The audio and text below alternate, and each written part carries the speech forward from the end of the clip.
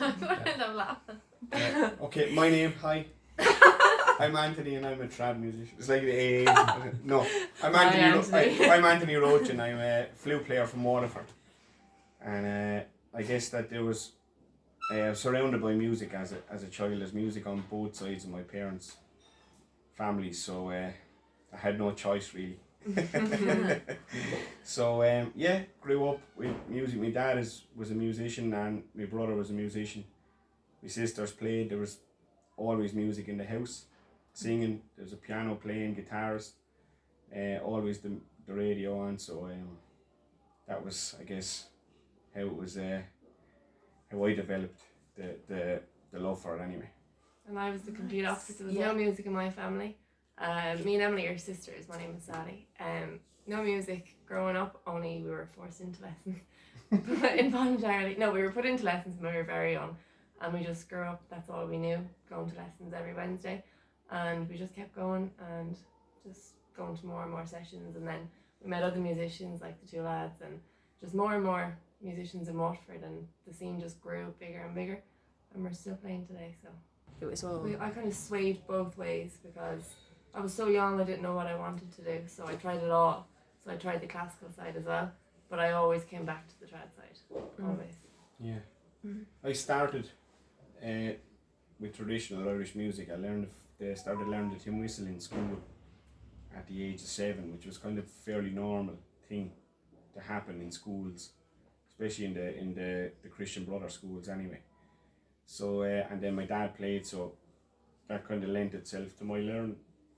But as I got older, I kind of deviated from the trad and I actually gave up playing music. I was big into sports when I was kind of a teenager, which kind of took me away from music for ages. And I started learning the guitar when I was 17 because I started finding my voice, I guess, with singing. So I didn't get back to playing the flute till I was about 25, but that's what I always really loved. But I kind of always had a good, diverse background or repertoire of music, yeah. I'm a year and a half older, but I was saying we were sent to lessons when we were 6 years old, and we both started out on tin whistle. Like Anthony said, it's the first instrument to start on usually, and then I picked up the concertina then when I was about 16, and that's kind of my main instrument. That was my go-to instrument. But we don't compete. We don't do exams anymore. It's all just for enjoyment and socialising and things like that. So my name's Colin Harries, and I'd have a very different everyone here really, but similar to the girls, there's no real music in my family in the traditional way, but there was a really strong second generation music. A friend of mine had a ceol band that he was involved in, so I used to go along and just sit there and just wanted to join in. And the best way I could join in, I found, was to learn to play the guitar because the tunes were really hard.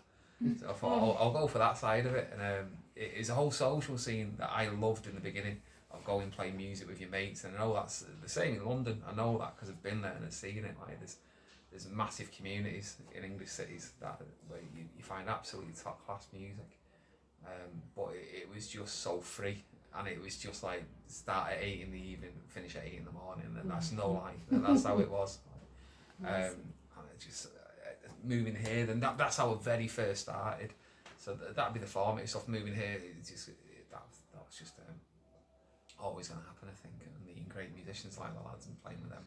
Actually, Spree Festival in Waterford was part of the reason I moved there. Definitely, I saw this Spree Festival and thought, Waterford's like this every weekend, great. Oh, amazing. It's great, but it wasn't like the Spree every weekend. Yeah.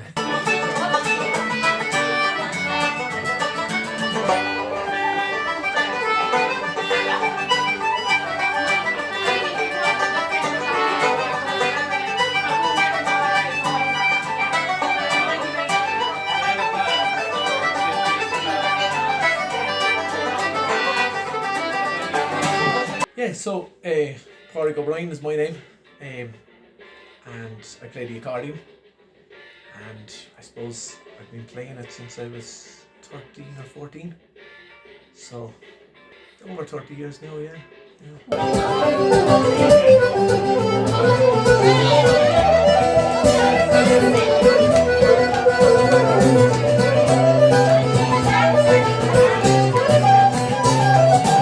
you know what you'd find with compared to the Scottish stuff plays in a lot of major keys. It's very uplifting. It's very happy music.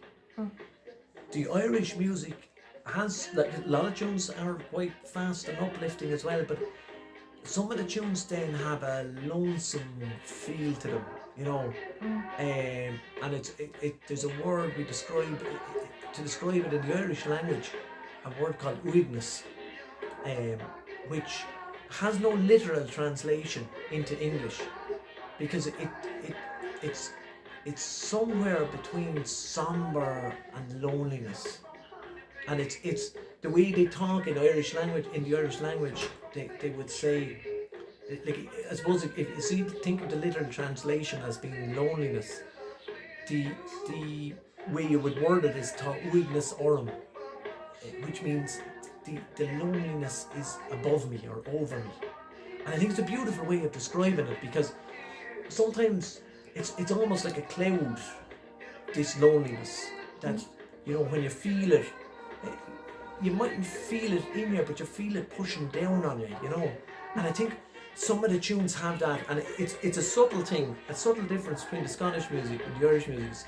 The Irish music tends to be more into the minor keys, and have these more lonesome notes in them that just, you know, you can kind of feel the pain. And I think those tunes come from all the immigration, you know. Like, obviously we know the songs, there's a lot of songs in the Irish tradition that are very you know, people affected by immigration, that sort of thing, but you can hear it in the tunes as well.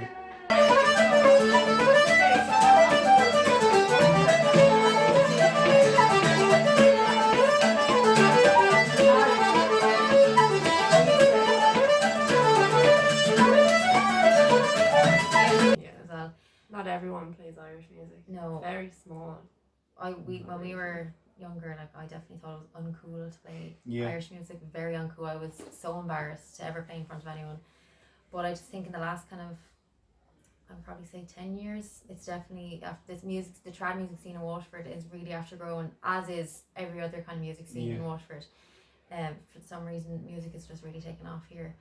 I'm like, in other parts of Ireland, then, like in probably more rural parts of Ireland, the likes of County Clare, County Kerry, like, music is massive there, like especially Clare, like they call it the home of traditional Irish music.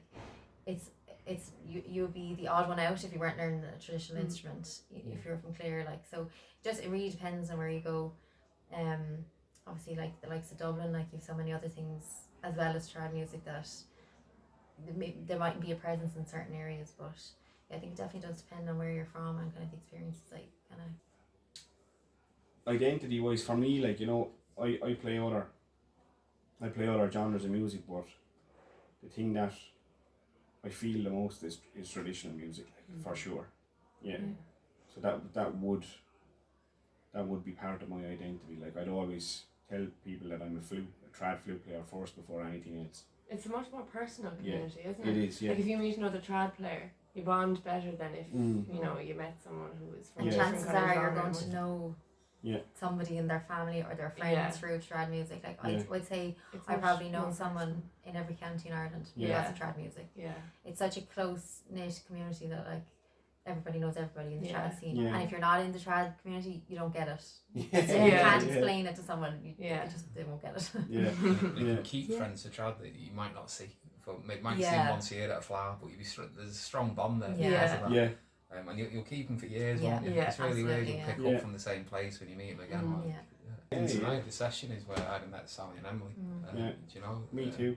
Yeah. So we all met. Same, yeah. Same, you aren't Same, yeah. The same. I met you and I met them when they were only Scots. Still Scots. I don't know. Oh yeah, there's always, even though we're saying now there wasn't music in our family growing up, there's always going to be a great granduncle or a great someone who was a box player, or because we grew up in Ireland, like, there's always going to be someone down the line who had a fiddle in the attic, or, you know, who had the box out. and whatever. Yeah. So it is definitely in the line of every family. Woo!